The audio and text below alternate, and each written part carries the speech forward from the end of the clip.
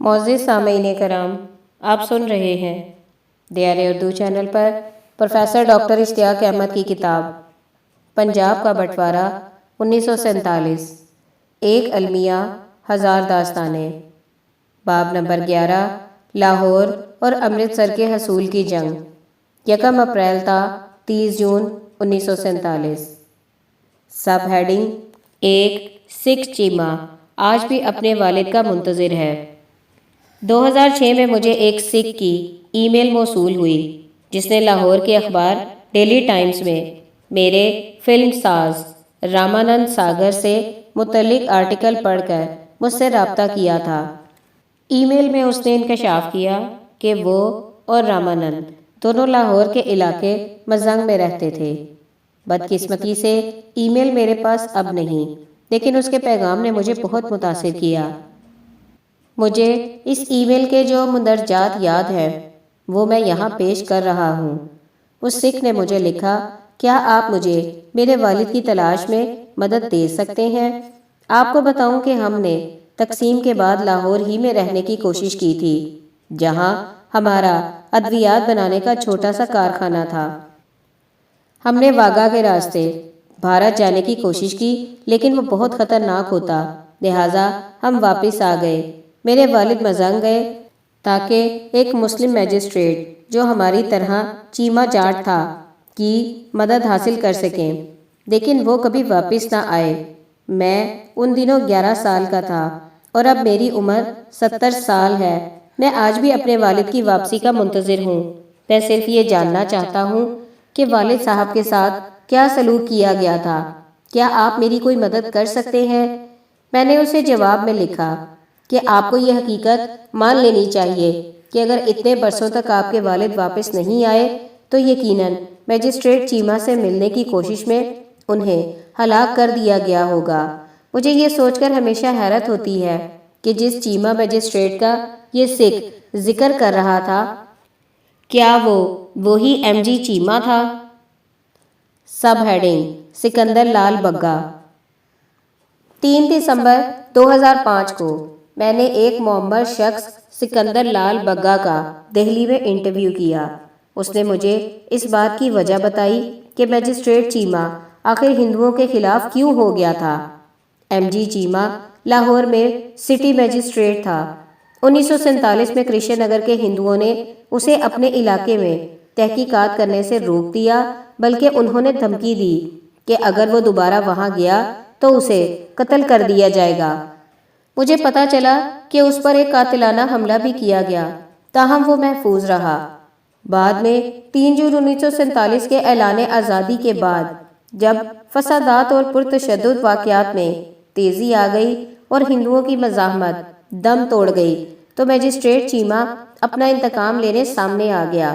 بہرحال وقوعہ کچھ بھی ہوا ہو، لیکن عبد الرحمن گل کے انٹرویو سے شالمی کو آگ لگانے کی سازش میں مقامی با اثر افراد، پولیس، دیگر سرکاری عہدیداروں اور سیاستدانوں کا گٹھ جوڑ ضرور بے نقاب ہوتا ہے۔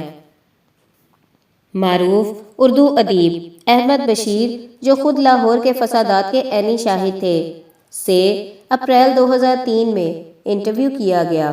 انہوں نے ایسے کئی واقعات بیان کیے جن کا ذکر انہوں نے اپنے ناول دل بھٹکے گا میں بھی کیا ہے کہ کس طرح لاہور کے بدماشوں نے پولیس اور مسلم لیگی عہدیداروں کی پشت پناہی سے شہر میں لوٹ مار کی۔ حقیقت میں ایسے گٹھ جوڑ کے بغیر نسلی قتل عام ممکن نہیں تھا۔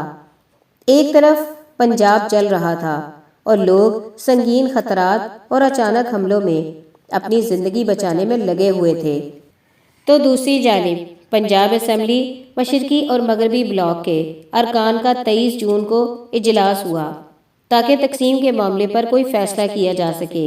کتاب ٹرانسفر آف پاور جلد 11 میں خبر رساں ادارے رائٹر کی رپورٹ کے حوالے سے اس صورتحال کا احاطہ کیا گیا جس وقت پورے پنجاب کے سینکڑوں دیہات اور لاہور کے بڑے حصے میں آگ تباہی مچا رہی تھی۔ اس وقت پنجاب کی قانون ساز اسمبلی کے 68 ارکان ایوان میں کہکہے لگا رہے تھے اور ایک دوسرے کے ہاتھ پر ہاتھ مار کر لطیفے سنا رہے تھے۔ یہ لوگ اس بات کا فیصلہ کرنے والے تھے کہ پنجاب کو تقسیم ہونا چاہیے یا نہیں۔ اسمبلی کی طرف جانے والے راستوں کو خاردار تار لگا کر بند کر دیا گیا تھا اور ارد گرد پولیس کی بھاری نفری تعینات تھی۔ عوام کو اجلاس کے موقع پر داخلے کی اجازت نہیں تھی، البتہ مقامی اور غیر ملکی صحافی پریس گیلری میں برآ جمع تھے۔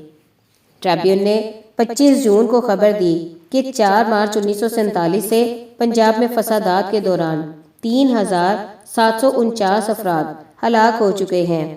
یہ بھی بتایا گیا کہ لوہاری گیٹ کے باہر ستلا مندر کے قریب مجسٹریٹ کی قیادت میں پولیس پارٹی پر دستی بم پھینکا گیا، لیکن کوئی ہلاک یا زخمی نہیں ہوا۔ 2004 میں مجھے دہلی میں لاہور کے سابق ڈیوٹی مجسٹریٹ مسٹر ہری دیو شوری سے بات چیت کا موقع ملا۔ لاہور میں ہونے والے حملے کے حوالے سے انہوں نے مجھے بتایا کہ میں اور پولیس کے دیگر اہلکار گشت کے دوران اندرون لوہاری گیٹ سے گزر رہے تھے کہ اس دوران کسی نے ستلا مندر کے قریب ہم پر بم پھینکا۔ خوش قسمتی سے وہ کچھ فاصلے پر گر کر پھٹ گیا اور کوئی زخمی نہ ہوا۔ جب ہم بیرون لوہاری گیٹ میں واقع پارک کے قریب پہنچے تو انسانوں کا ایک خوف زدہ سمندر حملوں سے بچنے کے لیے محفوظ پناہ کی تلاش کر رہا تھا۔ یہ سب ہندو اور سکھ تھے۔ یہ لوگ لاہور ریلوے اسٹیشن جانے کے لیے ٹرانسپورٹ تلاش کر رہے تھے۔ تانگے والے منہ مانگا کرایہ وصول کر رہے تھے۔ میں نے وہاں صورتحال کنٹرول کرنے کی کوشش کی، لیکن اس دوران میجسٹریٹ محمد غنی چیمہ اپنی پولیس فورس کے ساتھ وہاں آیا اور مجھے چونکہ وہ علاقہ میجسٹریٹ تھا وہاں سے جانے کو کہا۔ یہ روح فرسا صورتحال تھی۔ خوف زدہ مرد، خواتین اور بچے امداد مانگ رہے تھے، لیکن کوئی ان کی سننے کے لیے وہاں موجود نہیں تھا۔ بعد میں مجھے بتایا گیا کہ بعض ڈوگر فوجی وہاں آئے جنہوں نے صورتحال کو قابو میں کیا۔ کئی ہندو اور سکھ جون کے آخر تک لاہور چھوڑ کر جا چکے تھے، تاہم جہاں ان کی اکثریت تھی وہاں وہ کچھ غیر مسلم بعد تک مقیم رہے۔ اونچی کلاس کے علاقوں جیسا کہ ماڈل ٹاؤن میں صورتحال وسط اگست 1947 تک بھی پرسکون رہی۔ اس کے بعد وہاں بھی حملے پھیل گئے، چنانچہ ہم سب نے لاہور کو خیر بات کہہ دیا۔ مسلم لیگ، کانگریس اور اکالی پارٹی پنجاب کے رہنماؤں کا اجلاس 23 جون کو لاہور میں ہوا تاکہ تیزی سے پھیلے فرقہ وارانہ فسادات پر قابو پانے کی حکمت عملی تیار کی جا سکے۔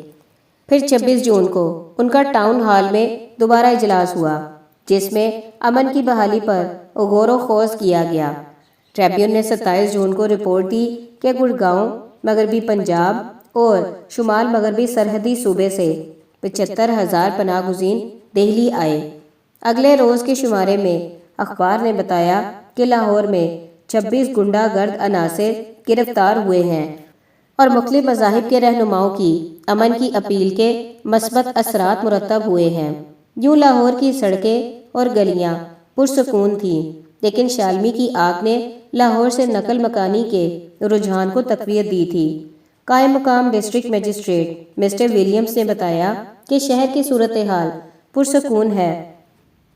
30 جون کو دی ٹریبیون نے بتایا کہ یو پی کے وزیر اعلیٰ پنڈت گووند بلاب پنت نے انکشاف کیا کہ 1 لاکھ مہاجرین سکھ اور ہندو ان کے ضلع میں مقیم ہیں۔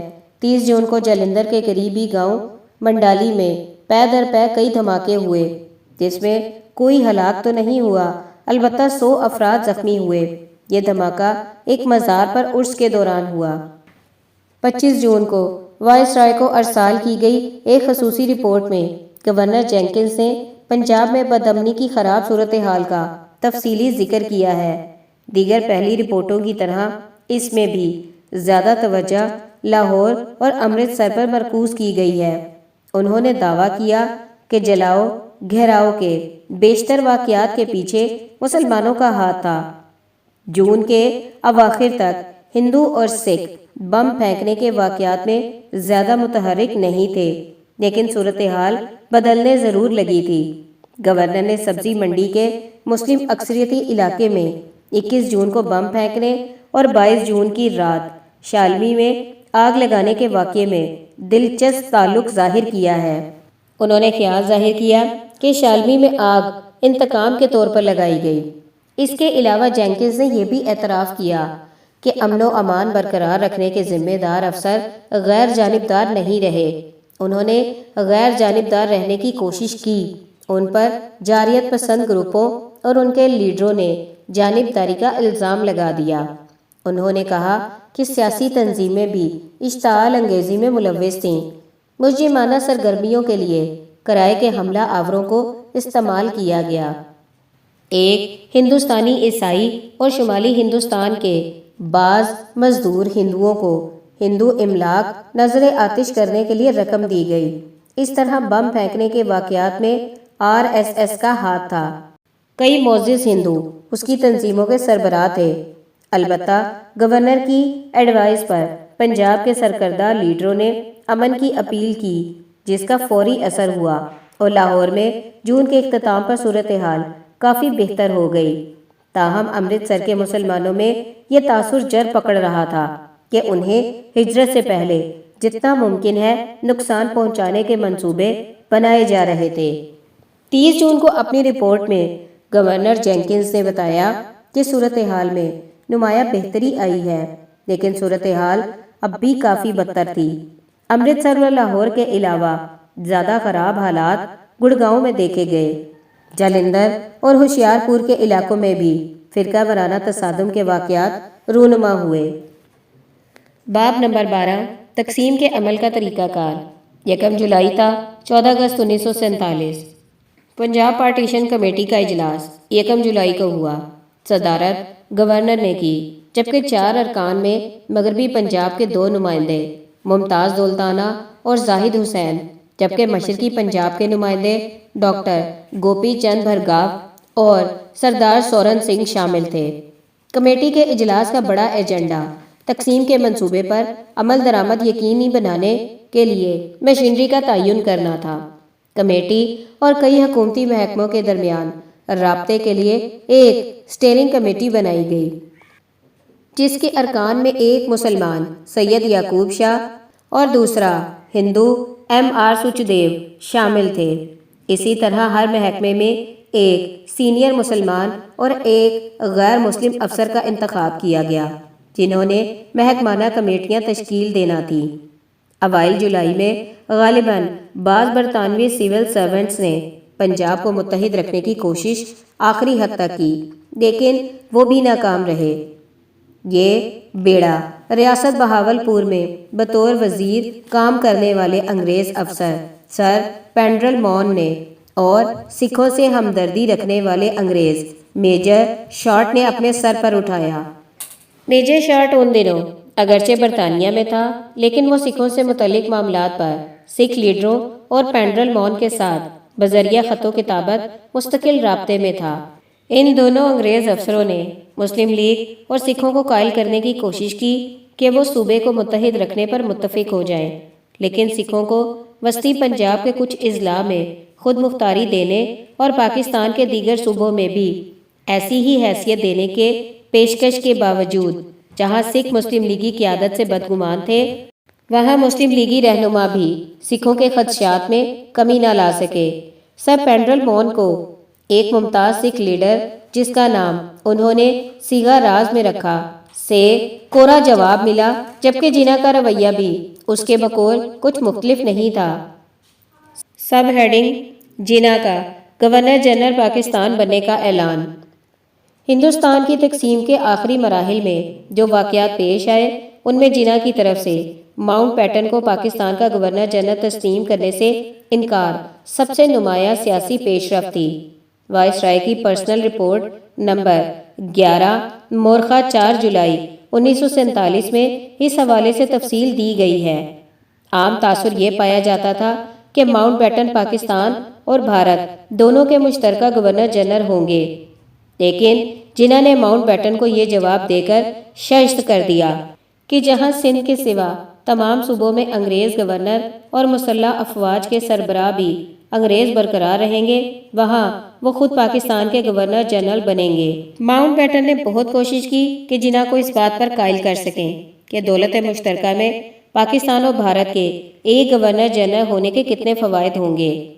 ان فوائد میں تقسیم کا عمل منصفانہ ہونا بھی شامل تھا، تاہم محمد علی جناح ڈٹے رہے۔ اس موقف پر تل ملا کر ماؤنٹ بیٹن نے انہیں خبردار کیا کہ کیا آپ کو اندازہ ہے کہ اس کی آپ کو کتنی قیمت ادا کرنا پڑے گی؟ محمد علی جناح نے جواب دیا، شاید اثاثہ جات کی تقسیم میں کئی کروڑ روپے کا نقصان ہوگا۔ ماؤنٹ بیٹن نے آگے سے کہا کہ نہیں، اس فیصلے کی قیمت تمام اثاثوں یعنی پاکستان کے حصے سے ہاتھ دھونا اور پاکستان کا مستقبل داؤ پر لگانا بھی ہو سکتی ہے۔ محمد علی جناح کی طرف سے ماؤنٹ بیٹن کو بطور گورنر جنرل مسترد کرنے کا فیصلہ کافی متنازع حیثیت کا حامل ہے۔ ایسا ممکن ہے کہ انہیں ماؤنٹ بیٹن پر اعتبار نہ ہو، چنانچہ انہوں نے گورنر جنرل کا طاقتور عہدہ انہیں دینے سے گریز کیا۔ ماؤنٹ بیٹن نے اس کی ایک اور توجیہ پیش کی۔ میں نے انہیں جناح کو بتایا کہ اگر وہ آئینی گورنر جنرل بننا چاہتے ہیں تو ان کے اختیارات محدود ہوں گے، لیکن بطور وزیر اعظم وہ پاکستان کے تمام امور چلا سکیں گے۔ اس پر انہوں نے واضح کیا کہ ان کا وزیر اعظم وہی کرے گا جو میں بطور گورنر جنرل کہوں گا، میرے مشورے پر ہر کسی کو عمل کرنا پڑے گا۔ ممتاز پاکستان صحافی حمید اختر مرحوم کی رائے یہ تھی کہ جناح کا فیصلہ غلط تھا۔ تقسیم کے عمل کے دوران ہونے والے زیادہ تر فسادات دونوں ملکوں کی مشترکہ قیادت نہ ہونے کا نتیجہ تھے۔ یہی صورتحال پنجاب کی تقسیم کے عمل میں سامنے آئی۔ میں مصنف نے خود بھی پاکستان میں کئی افراد کو نجی طور پر یہی رائے دہراتے پایا ہے، اگرچہ کوئی کھلم کھلا قائد اعظم کے فیصلے سے اختلاف نہیں کر سکتا۔ پاکستان میں عام رائے یہ پائی جاتی ہے کہ ماؤنٹ بیٹن بھارت نواز تھا، اس لیے اسے 1935 کے ایکٹ کے تحت حاصل طاقتور اختیارات سمیت قبول کرنے سے انکار کر کے دراصل قائد اعظم نے ماؤنٹ بیٹن کا راستہ روکا۔ البتہ حقیقت یہ ہے کہ جب 1 اگست 1947 کو ماؤنٹ بیٹن، کانگریس اور مسلم لیگ کی قیادت کا ایک اجلاس ہوا جس میں تقسیم کے متعلق معاملات بالخصوص فوج، اسلحے اور فوجی خدمات کی تقسیم پر بات چیت کی گئی تو وائسرائے نے فوج اور اسلحے کی تقسیم کا فارمولہ پیش کیا۔ کانگریس نے فارمولے کو اس لیے پسند نہ کیا کیونکہ اس میں بھارت کو 70% اور پاکستان کو 30% کے تناسب سے حصہ دیا گیا تھا۔ دریں اثنا باؤنڈری کمیشن کے چیئرمین سر سیرل ریڈ کلف 8 جولائی کو پاکستان آئے۔ وہ اس سے پہلے ہندوستان کبھی نہیں آئے تھے۔ وہ دہلی سے کلکتہ اور لاہور کے دورے کے لیے 10 جولائی کو روانہ ہوئے۔ 11 جولائی کو سکھ لیڈروں جتھا دار موہن سنگھ اور سردار ہرنام سنگھ انہوں نے بعد ازاں باؤنڈری کمیشن کے روبرو سکھوں کا مقدمہ بھی لڑا۔ سے انٹرویو میں گورنر جینکنز نے محسوس کیا کہ سکھ اپنی آبادی کا پاکستان سے انتقال چاہتے تھے۔ انہوں نے بتایا کہ واحد حل آبادی کا بڑے پیمانے پر انتقال تھا۔ اگر ایسا نہیں کیا جاتا تو پھر سکھ مشرقی پنجاب سے مسلمانوں کو بے دخل کرنے کے لیے ان کا قتل عام کرنے کی کوشش کریں گے۔ مسلمان پہلے ہی راولپنڈی ڈویژن میں سکھوں سے چھٹکارا پا چکے ہیں اور وہاں خالی ہونے والی جائیدادیں مشرقی پنجاب سے آنے والے مسلمانوں کے کام آ سکتی ہیں۔ یہی حکمت عملی سکھ مشرقی پنجاب میں اپنا سکتے ہیں اور وہاں مسلمانوں کی خالی املاک مغربی پنجاب سے آنے والے سکھوں کو دے سکتے ہیں۔ ایک اور بات دلچسپی کی حامل ہے کہ گورنر کے اسی انٹرویو میں یہ تاثر بھی سامنے آیا کہ سکھ کانگریس اور ہندوؤں کے لیے بھی زبردست شکوک و شبہات رکھنے لگے تھے۔ انہیں خدشہ تھا کہ ہندو پنجاب میں سکھوں کا اثر و رسوخ ختم کرنے کی کوشش کریں گے، چنانچہ وہ یہ منصوبہ بنا رہے تھے کہ مسلمانوں کو مشرقی پنجاب سے بے دخل کر کے خالی جائیدادوں پر سکھوں کو ہی آباد کریں تاکہ کانگریس اور ہندوؤں کے عزائم ناکام بنائے جا سکیں۔ 16 جولائی کو سر ایوان جینکنز نے باؤنڈری کمیشن کے اجزائے ترکیبی اور تاریخ کے حوالے سے پیشگی معلومات فراہم کرنے کی درخواست کی۔ انہوں نے خط میں لکھا کہ احتیاطی اقدامات کرنا نہایت ضروری ہے، بالخصوص ان علاقوں میں جن کے متاثر ہونے کا امکان ہے۔